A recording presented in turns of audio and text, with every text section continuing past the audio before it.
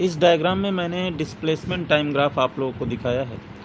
इसमें ये T axis time axis है और ये वर्टिकल एक्सिस आपकी डिस्प्लेसमेंट एक्सिस है जिसको हमने एक्स एक्सिस बोला है। और इसमें एक ये ग्राफ लिया है, ये ग्राफ है जो ये जिधर मेरा कर्सर जा रहा है इस तरफ से आपका ग्राफ गया हुआ है। इस ग्राफ पे दो पॉइंट हैं P and Q। Suppose coordinates हैं पॉइंट P के t, x and coordinates of point Q are t plus delta x, x plus delta x. तो अगर हम इसको डायरेक्ट P को Q से ज्वाइन करें, P को Q से ज्वाइन कर दें, अगर एक लाइन डाल दें हम जो PQ लाइन है, ये अगर और पीछे एक्सट्रापोलेट करें तो ये टाइम एक्सिस को पॉइंट S पे इंटरसेक्ट करती है। अगर हम ये डिस्टेंस देखें PT कैसे निकली है, हमने क्या किया है, Q से परपेंडिकुलर T एक्सिस के परपेंडिकुलर एक लाइन डाली और P से T एक्सिस के पैरेलल एक लाइन डाली, तो ये दोनों इस पॉइंट T पर इंटरसेक्ट कर रही हैं।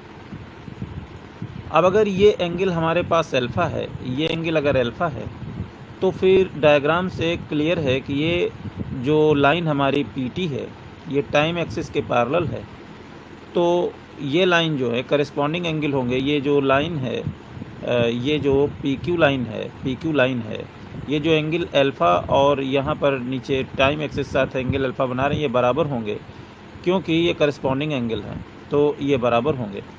तो अब अगर देखा जाए तो ये जो एंगल अल्फ़ा है ये चूँकि टाइम एक्सिस के साथ बन रहा है, तो हम इस ग्राफ का जो लाइन ये हमारी PQ है, इस PQ लाइन की स्लोप कही जा सकती है, PQ लाइन की स्लोप कही जा सकती है tan अल्फ़ा। जैसे सिंपली XY एक्सिस में हम लोग जब ग्राफ बनाते हैं तो जो लाइन X एक्सिस के साथ कोई एंगल बनाती है उसका tan स्लोप होता है, ठीक ऐसे ही PQ लाइन जो है हमारा यहाँ टाइम एक्सिस साथ एंगल बना रही है अल्फ़ा, तो tan अल्फ़ा इस लाइन PQ का स्लोप हो गया, tan अल्फ़ा इस लाइन PQ का स्लोप हो गया। और डायग्राम से क्लियर है कि ये जो इसके कोऑर्डिनेट्स t, x हैं, तो अगर हम इससे परपेंडिकुलर डालें ऐसे टाइम एक्सिस पे, तो ये डिस्टेंस हमारे पास हो गई, ये डिस्टेंस हमारे पास हो गई टाइम एक्सिस पे लेंथ हो गई t, ये लेंथ आपकी t हो गई। ठीक इसी तरह से यहाँ तक की जो लेंथ होगी आपकी, यहाँ तक की जो लेंथ होगी O से, वो आपकी हो जाएगी t प्लस डेल्टा t। ये टाइम एक्सिस पे लेंथ है, थोड़ा ध्यान रखिएगा, ये t प्लस डेल्टा t। ठीक इसी तरीके से ये जो हाइट होगी Q की t एक्सिस से, ये पूरी हो जाएगी x प्लस डेल्टा x। और ये हाइट यहाँ से यहाँ तक की जो हाइट है पॉइंट T की, ये आपकी x है, ये हमारी x है क्योंकि ये x है हाइट, ये हाइट डायग्राम से देखिए ठीक से, ये इतनी लेंथ x है और यहाँ तक की लेंथ जो है ये हमारी x प्लस डेल्टा x है, ये x प्लस डेल्टा x है, ये यहाँ से यहाँ तक की जो हमने नीचे से बनाई है, ये देखिए डायग्राम देखिए आप, ये यहाँ से यहाँ तक की डेल्टा x है, तो इतनी लेंथ कितनी होगी यहाँ से लेकर यहाँ तक, यहाँ से लेकर यहाँ तक का मतलब है Q से T तक, ये हो जाएगी x plus delta x minus x, कहने का मतलब है ये हो जाएगी डेल्टा x, ये लेंथ आपकी डेल्टा x हो जाएगी। तो यहाँ से हम स्लोप निकाल सकते हैं। स्लोप अगर हम निकालें तो ये स्लोप जो होगा, जिसको हमने tan अल्फ़ा लिखा है, ये tan अल्फ़ा हमारे पास हो जाएगा, tan alpha will be equal to delta x upon delta t, delta x upon delta t। अब क्या होगा अगर ये पॉइंट Q पॉइंट P के बहुत पास हो जाए। सपोज़ कीजिए पॉइंट Q यहाँ पर अगर आ गया, इस जगह पर यहाँ पर अगर आ गया, तो ये जो PQ लाइन पास हो रही है, ये दो पॉइंट यहाँ से और यहाँ से पास होगी, ऐसे लाइन जाएगी ये। फिर अगर और पास आ जाए ये पॉइंट Q, यहाँ पर आ जाए, तब क्या होगा, अगर पॉइंट Q यहाँ आ जाएगा तो फिर ये लाइन हमारी ऐसे पास होगी, दो पॉइंट से ऐसे पास होगी ये लाइन, इस तरह से ऐसे पास होके जाएगी पीछे की तरफ। और अगर ये पॉइंट यहाँ के बजाय ये डायरेक्ट पी के बहुत पास आ जाए, very very close to P हो जाए पॉइंट क्यू, तो ये जो लाइन पी क्यू 2 पॉइंट से होके जा रही है, ये फिर पी को सिर्फ टच करते हुए ही निकलेगी, क्योंकि ये पॉइंट क्यू जो है पी के बहुत पास आ जाएगा, तो ये केवल इसको टच करते हुए निकलेगी। कुछ इस तरह से अगर पॉइंट पी के बहुत पास आ जाए पॉइंट क्यू, कहने का मतलब है कि लगभग एक के ऊपर एक हो जाए दोनों पॉइंट, तो फिर ये लाइन बन जाएगी टेंजेंट। ये लाइन ऐसे जाएगी, फिर ऐसे पास होगी। ये लाइन है जो पीछे जा रही है, पॉइंट पी से टच करते हुए ये लाइन ऐसे जाएगी, ऐसे ये लाइन फिर ऐसे जाएगी पॉइंट पी को टच करते हुए। सपोज़ कीजिए अब ये लाइन जो है ये एंगल थीटा यहाँ पर बना रही है टाइम एक्सिस के साथ। तो when Q is very very close to P, तो हमारे केस में, अब इस केस में क्या हो जाएगा, इस केस में ये होगा कि ये जो डेल्टा टी है, ये डेल्टा टी ये वेरी वेरी क्लोज टू फिर 0 के हो जाएगा, क्योंकि जब Q पॉइंट बहुत ही पास हो जाएगा P के, जैसे मान लो पॉइंट Q जो है वो यहाँ पर होता इस जगह पर, तो फिर डेल्टा टी कितना होता, डेल्टा टी फिर ये डिस्टेंस होती, ये डिस्टेंस, तब ये डिस्टेंस हो जाती डेल्टा टी यहाँ तक की। अब अगर यहाँ हो जाता पॉइंट इस जगह पर, तो डेल्टा टी कितनी लेंथ हो जाती, डेल्टा टी फिर लेंथ हो जाती इतनी, यहाँ से लेकर यहाँ तक इतनी लेंथ। अगर यहाँ हो जाता तो डेल्टा टी इतनी लेंथ हो जाती, अगर यहाँ हो जाता तो डेल्टा टी इतनी लेंथ हो जाती, और बहुत पास हो जाएगा तो हमारा फिर ये कितना हो जाएगा delta t, then delta t will be, delta t tends to कितना हो जाएगा, डेल्टा टी टेंस टू हो जाएगा हमारा 0। इस केस में हमारा जो है अल्फ़ा, वो जो अल्फ़ा यहाँ बना रहा था, ये जो line P Q angle T के साथ अल्फ़ा बना रही थी, अब ये लाइन पी क्यू हो गई है टेंजेंट पॉइंट पी पे, और ये एंगल थीटा बना रही है, तो अल्फ़ा टेंस टू कितना हो जाएगा, अल्फ़ा टेंस टू हो जाएगा थीटा। तो इस केस में अब हम क्या लिख सकते हैं, इस केस में हम लिख सकते हैं कि जो हमारे पास tan अल्फ़ा है वो हो जाएगा tan थीटा, और tan थीटा हमारे पास हो जाएगा delta x upon delta t when limit of this function when delta t tends to 0। मतलब ये delta x upon delta t हो जाएगा limit delta t tends to 0। इस चीज़ को हम शॉर्ट में ये भी लिखते हैं dx अपॉन dt। तो इस केस में जो tan थीटा हमको मिला, tan थीटा वो क्या है, वो tan थीटा क्या है, tan थीटा है पॉइंट P पे जो टेंजेंट है, उस टेंजेंट का, पॉइंट P पे टेंजेंट का t एक्सिस के साथ एंगल का tan, और इस चीज़ को हम स्लोप भी बोलते हैं। तो इसका मतलब है पॉइंट P पे टेंजेंट का स्लोप है tan थीटा। tan थीटा क्या है, पॉइंट P पर जो टेंजेंट डाला है वेलोसिटी टाइम ग्राफ पे, उसका स्लोप है। But tan theta is the slope of tangent to xt graph at point P, इसके कोऑर्डिनेट्स t, x हैं। तो हम ये भी लिख सकते हैं देयरफॉर जो dx अपॉन dt है, dx अपॉन dt ये क्या हो गया, ये हो गया slope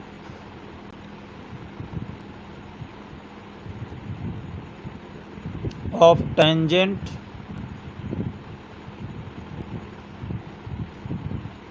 to xt graph at point P t, x, इसे x, t भी लिख सकते हैं, उससे कोई फ़र्क नहीं पड़ता, क्योंकि ये कोऑर्डिनेट्स की तरह यहाँ नहीं ले रहे हैं हम इसको। तो D X upon D T. और by definition D X upon D T जो होती है वो इंस्टेंटेनियस वेलोसिटी भी होती है, इंस्टेंटेनियस वेलोसिटी। तो इसकी जगह पे हम इंस्टेंटेनियस वेलोसिटी भी लिख सकते हैं। तो इंस्टेंटेनियस वेलोसिटी हो गई slope of tangent to x t graph at point P. तो यहाँ पर हमने देखा कि जो इंस्टेंटेनियस वेलोसिटी होती है वो एक्सटी ग्राफ के पॉइंट पी पे स्लोप होती है, पी पे टेंजेंट का स्लोप होती है, पॉइंट पी पे टेंजेंट का स्लोप होती है। अभी हमने टेंजेंट भी बनाया, आप लोगों ने देखा, इसको समझिए ठीक से। अब सपोज़ कीजिए कि ये एक डायग्राम है, एक्सटी ग्राफ है, और इसके पॉइंट पी पे एक टेंजेंट हमने डाल दिया है जो टी एक्सिस के साथ 30 डिग्री का एंगल बनाता है, टाइम टी सेकंड में, और ये जो डिस्टेंस है, डिस्प्लेसमेंट है, ये मीटर में है और टाइम सेकंड में है। तो आपसे पूछा जाए कि बताइए इसकी इंस्टेंटेनियस वेलोसिटी क्या होगी पॉइंट पी पर, तो इंस्टेंटेनियस वेलोसिटी जो पॉइंट पी पर होगी वो क्या होती है पॉइंट पी पर, टेंजेंट का स्लोप। तो ये हो जाएगी tan 30 डिग्री 1/√3 मीटर पर सेकेंड, चूँकि एसआई यूनिट्स में है दोनों। अब इस डायग्राम में पॉइंट पी पे जो टेंजेंट डाला है, इस टेंजेंट का टी एक्सिस के साथ एंगल 60 डिग्री है। तो यहाँ पर अगर पूछा जाए कि बताइए पॉइंट पी पर इंस्टेंटेनियस वेलोसिटी क्या होगी, तो कैसे बताएंगे, क्या बताएंगे आप बोलेंगे tan 60 डिग्री। ये हो जाएगा, अगर सारे एसआई यूनिट्स में हैं तो बोल दोगे √3, जो कि tan 60 की वैल्यू होती है मीटर पर सेकेंड। अब फिर से एक बार ग्राफ पे ध्यान देते हैं। ये जो ग्राफ है इसके पॉइंट पी के पहले की ही तरह कोऑर्डिनेट्स हमारे x, t हैं, और यहाँ पर displacement x plus delta x है और time t plus delta t है। तो ठीक जैसे पहले बताया, ये डिस्टेंस जो है ये हमारे पास हो जाएगी डेल्टा x और ये टाइम लेंथ हो जाएगी डेल्टा t। तो डायग्राम से tan अल्फ़ा जो है, tan अल्फ़ा हो जाएगा हमारे पास delta x upon delta t, delta x upon delta t। तो delta x upon delta t क्या होता है, ये होता है हमारा, ये टर्म क्या है, ये टर्म हमारे पास है एवरेज वेलोसिटी, ये टर्म हमारे पास है average velocity, magnitude of average velocity. तो इसको हम लिख सकते हैं एवरेज वेलोसिटी, इसका magnitude x upon delta t average velocity. बस इसी में अगर ये टाइम इंटरवल काफ़ी स्मॉल हो जाता है, टाइम इंटरवल काफ़ी स्मॉल हो जाता है, टेंस टू 0 हो जाता है, तो ये हमारी इंस्टेंटेनियस वेलोसिटी रिप्रेजेंट करता है। ये हमारा टर्म इंस्टेंटेनियस वेलोसिटी रिप्रेजेंट करता है, जो कि पहले अभी हमने बताया इंस्टेंटेनियस वेलोसिटी। तो अब इस पर बेस्ड कुछ प्रॉब्लम्स देखते हैं। सपोज़ कीजिए कि ये जो अल्फ़ा है, ये एंगल हमारा, ये अल्फ़ा एंगल हमारे पास अब हो गया 60 डिग्री इस केस में, सपोज़ कीजिए। तो फिर ये भी हमारा 60 डिग्री हो जाएगा एंगल, और हमसे कहा जाए कि बताइए एवरेज वेलोसिटी का मैग्नीट्यूड कितना होगा इस केस में, तो हम क्या लिखेंगे, मैग्नीट्यूड। हम लोग लिखेंगे मैग्नीट्यूड, यही तो एवरेज वेलोसिटी होती है, ये tan अल्फ़ा हो गया। तो tan अल्फ़ा एवरेज वेलोसिटी हो जाएगी, tan अल्फ़ा यहाँ पर कितना हो जाएगा, ये हो जाएगा हमारे पास, ये हो जाएगा tan 60√3। तो हम लिख सकते हैं ये चीज़ हमारे पास एवरेज वेलोसिटी है। तो एवरेज वेलोसिटी जो होगा उसका मैग्नीट्यूड हो जाएगा √3 मीटर पर सेकेंड। अब इस डायग्राम में क्या है कि हमने डिस्प्लेसमेंट दे दिया, कभी किसी पार्टिकल की पोजीशन P पे है, पहले पॉइंट P पर पोजीशन है, तब उसका डिस्प्लेसमेंट 1 मीटर था और टाइम था 3 सेकेंड। उसके बाद 4 सेकेंड पे इसकी पोजीशन पॉइंट Q पे है and the displacement at this time is 4 metre. तो अब हमको कैलकुलेट करना है इस केस में, बताइए कि वेलोसिटी क्या होगी। तो वेलोसिटी इसमें कैसे निकालोगे, वेलोसिटी होती है एवरेज वेलोसिटी क्या होगी। तो एवरेज वेलोसिटी जो होगी, एवरेज वेलोसिटी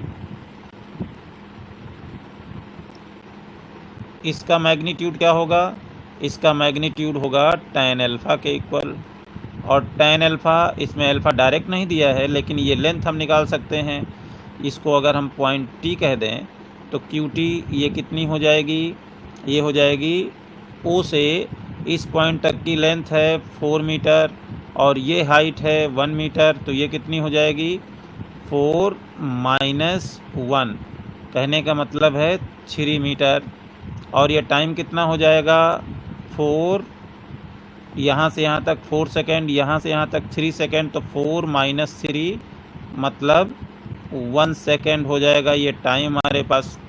तो क्या हो जाएगा, tan अल्फ़ा 3 मीटर अपॉन ये नीचे का, ये हो जाएगा 1 सेकेंड, कहने का मतलब हो जाएगा 3 मीटर पर सेकेंड। तो इस तरह से इस केस में हम एवरेज वेलोसिटी निकाल सकेंगे।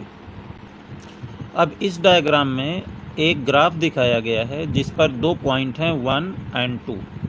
ये ऊपर से कॉन्वेक्स है, ऊपर से देख रहे हैं ग्राफ तो कॉन्वेक्स है और मतलब कॉन्केविटी ऊपर साइड से है, नीचे से ऊपर से कॉन्केव है नॉट कॉन्वेक्स, और नीचे से जो है ये नीचे से कॉन्वेक्स है, नीचे से यहाँ से कॉन्वेक्स है, ऊपर से कॉन्केव है, कॉन्केविटी है ऊपर से, ये कॉन्केव है, दिख रहा है ना डायग्राम में, ये ऊपर से कॉन्केव और नीचे से कॉन्वेक्स है।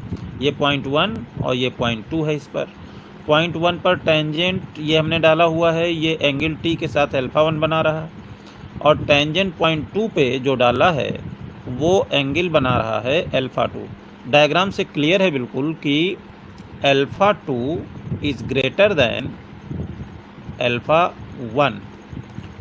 इसका मतलब ये हुआ कि जो tan अल्फ़ा 2 होगा, tan अल्फ़ा 2 हम सभी जानते हैं कि जैसे जैसे अल्फ़ा की वैल्यू बढ़ती है तो tan अल्फ़ा की वैल्यू भी इंक्रीज़ होती है 0 से 90 के बीच।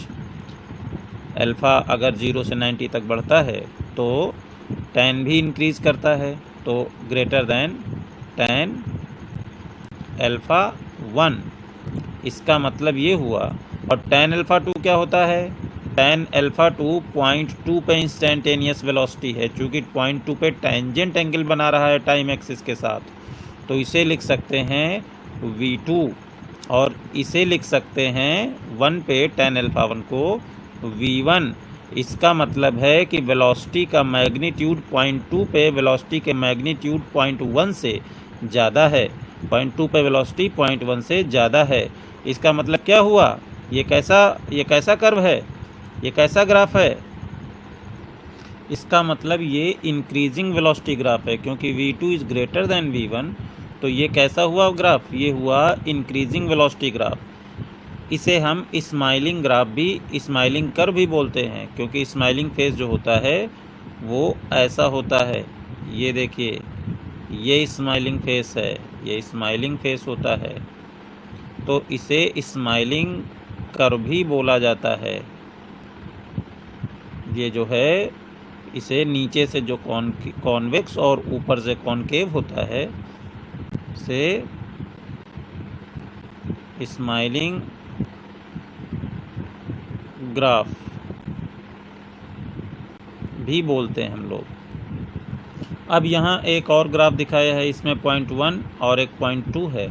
पॉइंट 1 पे जो टेंजेंट है वो अल्फ़ा 1 एंगल बना रहा और पॉइंट 2 पे अल्फ़ा 2 बना रहा।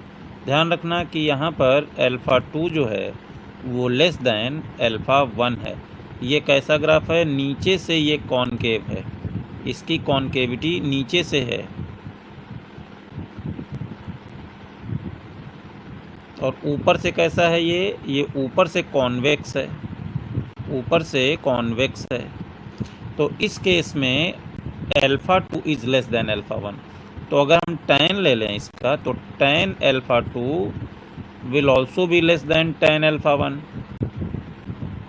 इसका मतलब है, और tan अल्फा क्या होता है, टेंजेंट है ये पॉइंट 1 पे और पॉइंट 2 पे, तो जो एंगल बनाते हैं टी एक्स के साथ उसका tan होता है इंस्टेंटेनियस वेलोसिटी। तो इसका मतलब है कि v2 is less than v1।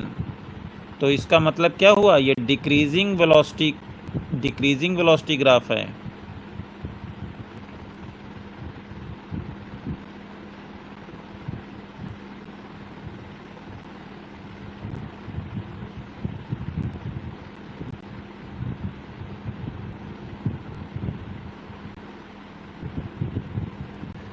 तो ये आपका डिक्रीजिंग वेलोसिटी ग्राफ है। इसे हम लोग क्राइंग कर्व भी बोलते हैं, इसे हम लोग क्राइंग कर्व भी बोलते हैं, क्योंकि क्राइंग फेस ऐसा होता है। ये है क्राइंग फेस, ये, तो इसे क्राइंग कर्व भी बोला जाता है। अब सपोज कीजिए कि एक्स-टी ग्राफ जो है एक स्ट्रेट लाइन है जो टी एक्सिस के पैरेलल है, और यहाँ पर पोजीशन जहाँ डिस्प्लेसमेंट एक्सिस को कट करती है वहाँ पे पोजीशन इसकी x0 है। अब इसको देख के क्या पता चलता है, इसकी स्लोप क्या है, इसकी स्लोप कितनी होगी, इसकी स्लोप होगी 0। तो स्लोप 0 होने का मतलब क्या हो गया, स्लोप 0 होने का मतलब है कि इसकी वेलोसिटी जो हो गई, वेलोसिटी 0 हो गई, इसकी वेलोसिटी 0 हो गई। और ये वेलोसिटी 0 जो है कहीं पर भी हर एक पॉइंट पर है, हर एक पॉइंट पर इसकी स्लोप 0 है, स्लोप हर पॉइंट पे 0 है, तो इसकी वेलोसिटी 0 है, इंस्टेंटेनियस वेलोसिटी भी और एवरेज वेलोसिटी भी। और ये भी हम डायग्राम से भी देख सकते हैं कि टाइम तो इंक्रीज़ कर रहा पर डिस्प्लेसमेंट तो वही है x0 ही। इस टाइम पर भी यहाँ पर अगर टाइम t1 था तो डिस्प्लेसमेंट हमारा x1 है, तो अगर यहाँ पर टाइम हमारे पास t2 है तो इस t2 टाइम पर भी डिस्प्लेसमेंट हमारा जो है वो x0 ही है, यहाँ पर भी x0, t1 पर भी और t2 पर भी x0। तो ये कैसा है, ये क्या शो करता है, ये शो करता है कि जो पॉइंट है या पार्टिकल जो है वो स्टेशनरी है, मूव नहीं कर रहा। तो ये रेस्ट की पोजीशन को शो करता है, जो है रेस्ट में है पार्टिकल या स्टेशनरी है।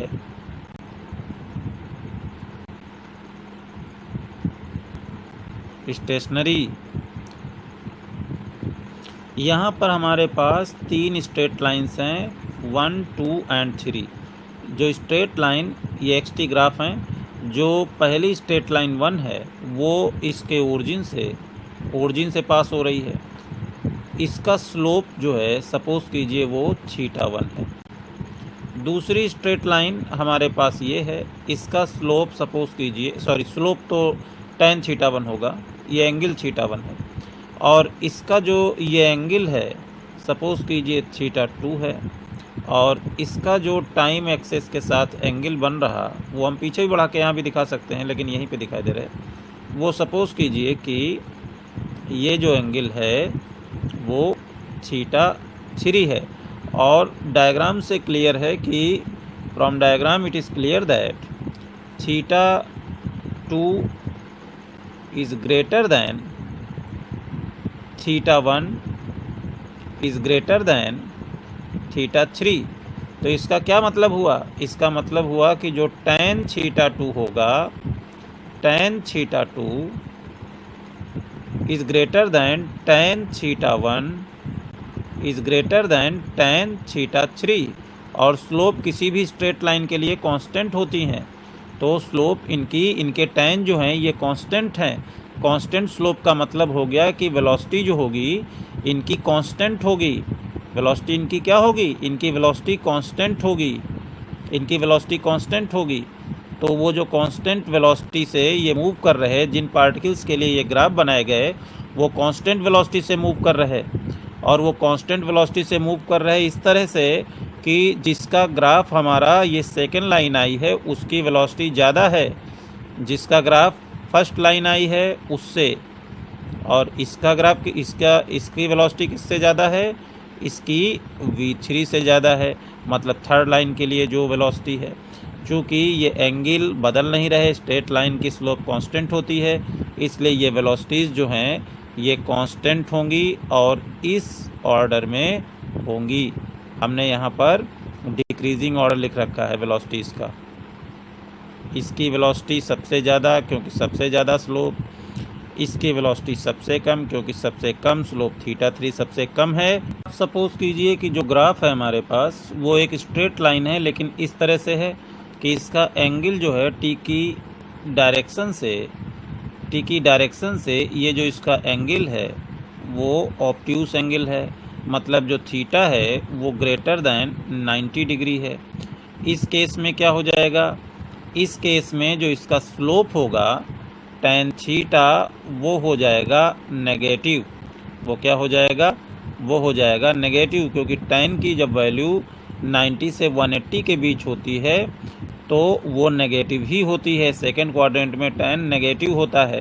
तो इसका मतलब है कि जिनका एंगल, जो curve velocity time graph t axis के साथ 90 से ज़्यादा एंगल जिनके टेंजेंट बनाएंगे, या अगर स्ट्रेट लाइन हमारा ग्राफ है तो वो स्ट्रेट लाइन जो 90 से ज़्यादा एंगल बनाएंगे उनकी वेलोसिटी जो होगी वो नेगेटिव होगी। इसका मतलब इसकी वेलोसिटी क्या हो जाएगी, वेलोसिटी जो हो जाएगी वो नेगेटिव हो जाएगी, वो नेगेटिव होगी इनकी वेलोसिटी जो होगी नेगेटिव। नेगेटिव वेलोसिटी का मतलब क्या हुआ, नेगेटिव वेलोसिटी का मतलब ये हुआ कि जिस डायरेक्शन में हमने डिस्प्लेसमेंट लिया है वेलोसिटी उसके अपोजिट डायरेक्शन में है। अगर मान लीजिए ये हमारे पास डिस्प्लेसमेंट की डायरेक्शन है इस डायरेक्शन में, तो वेलोसिटी की डायरेक्शन जो है, अगर डिस्प्लेसमेंट की डायरेक्शन हमने ये x पॉजिटिव ली है तो वेलोसिटी इस डायरेक्शन में है। वेलोसिटी की डायरेक्शन डिस्प्लेसमेंट के अपोजिट है। लेकिन अगर इसी केस में हम कहें इस वेलोसिटी की जगह पे मैं बताइए स्पीड क्या होगी, तो स्पीड जो होगी वो स्पीड नेगेटिव नहीं होती तो वो पॉजिटिव ही बोली जाएगी, वो वेलोसिटी का मैग्नीट्यूड बोली जाएगी। तो चलिए अब देखें इस केस में एक ऐसा एग्जांपल लें। अगर थीटा मान लीजिए हमारा 135 हो जाए, 135, और हमसे कहा जाए कि बताइए इसकी वेलोसिटी क्या होगी, तो इसकी वेलोसिटी जो होगी, चूँकि स्ट्रेट लाइन है इसकी स्लोप कांस्टेंट होगी, तो इसकी वेलोसिटी हो जाएगी tan 135 इसकी वेलोसिटी। तो tan 135 क्या होता है, -1, तो इसका मतलब हो गया -1 मीटर पर सेकेंड। अगर ये हमारा मीटर में है और ये अगर हमारा टाइम सेकेंड में है तो कितनी हो जाएगी वेलोसिटी इसकी, -1 मीटर पर सेकेंड। स्ट्रेट लाइन में मोशन है अगर ये तो। और अगर मान लीजिए इसी टाइम हम ये बोल दें कि स्पीड बताइए, चूँकि स्ट्रेट लाइन मोशन में वेलोसिटी और स्पीड जो होते हैं उसको हम, स्पीड को हम वेलोसिटी का मैग्नीट्यूड बोल सकते हैं। तो इस केस में हम बोल दें इसका मैग्नीट्यूड स्पीड क्या हो जाएगा, तो स्पीड हो जाएगा, माइनस हटा देंगे, 1 मीटर पर सेकेंड। अब अगर ग्राफ कुछ ऐसा है तो इस ग्राफ में यहाँ से यहाँ तक तो ये ग्राफ पॉसिबल है कि वेलोसिटी जो है वो इंक्रीजिंग है विद इंक्रीजिंग टाइम। लेकिन यहाँ से जो है, यहाँ पर जो वेलोसिटी आ गई है इसके बाद वेलोसिटी जो है यहाँ पर, इसके बाद जो है वेलोसिटी ज़ीरो हो गई है। और यहाँ चूँकि इसका स्लोप यहाँ पर ज़ीरो है तो वेलोसिटी यहाँ पर ज़ीरो हो चुकी है, यहाँ वेलोसिटी ज़ीरो है। और यहाँ पर स्लोप जो है, ये एंगल जो 90 बन रहा है, तो ये एंगल अगर 90 है तो स्लोप हो जाएगा tan 90, और tan 90 होता है इनफाइनाइट। तो इसका मतलब है कि अब इस पार्ट की वेलोसिटी जो होगी वो इनफाइनाइट हो जाएगी, जो कि पॉसिबल नहीं है।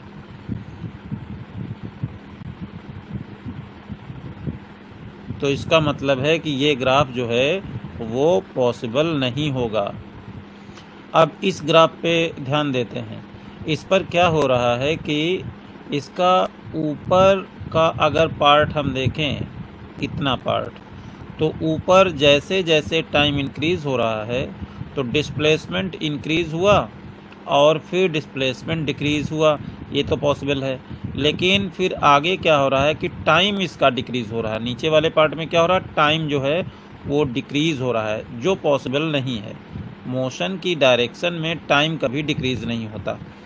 दूसरी चीज़ कि अगर हम इस पर टाइम एक्सिस के परपेंडिकुलर कोई लाइन डालें और एक भी जगह अगर इस ग्राफ में ऐसा पॉसिबल है कि मोर देन वन पोजीशन ये इंटरसेक्ट कर जाता है, मान लो t1 टाइम पे हमने परपेंडिकुलर डाला, तो इसी टाइम t1 के करेस्पॉन्डिंग एक डिस्प्लेसमेंट सपोज कीजिए x1 ये है, तो दूसरा डिस्प्लेसमेंट यहाँ पे बन गया x2। At the same time there are two displacements for the particle, तो ये पॉसिबल नहीं है कि पार्टिकल दो पोजीशन पे एक साथ हो जाए, तो इसलिए ये ग्राफ, इस तरह के ग्राफ पॉसिबल नहीं होते। ऐसा ही अगर हम एक और ग्राफ बना दें, यहाँ पर ये एक दूसरा ग्राफ है और इसमें भी अगर हम यही पूछें कि बताइए ये ग्राफ पॉसिबल है कि नहीं पॉसिबल है, तो बोलोगे कि डिस्प्लेसमेंट टाइम ग्राफ है और अगर हम यहाँ पर परपेंडिकुलर डाल दें टाइम एक्सिस के, तो दो पोजीशन पे कट कर जाता है, यहाँ पर इसके करेस्पॉन्डिंग एक पोजीशन है और एक इस पॉइंट के करेस्पॉन्डिंग पोजीशन है, तो ये ग्राफ भी पॉसिबल नहीं होगा। अब अगर इस ग्राफ की बात करें, इसमें डिस्टेंस और टाइम का ग्राफ है, तो इतने पार्ट में देख रहे हैं कि डिस्टेंस नेगेटिव आ गई, डिस्टेंस एक्सिस पे नीचे की तरफ चले गए इस डायरेक्शन में, इधर डिस्टेंस नेगेटिव है, तो डिस्टेंस नेगेटिव पॉसिबल नहीं है इस टाइम इंटरवल पे जो हमने ऐसे दिखाया है, तो इसलिए ये भी ग्राफ पॉसिबल नहीं है। अब नेक्स्ट पार्ट में हम आपको speed time graph, velocity time graph और एक्सेलरेशन टाइम ग्राफ जो है वो एक्सप्लेन करेंगे।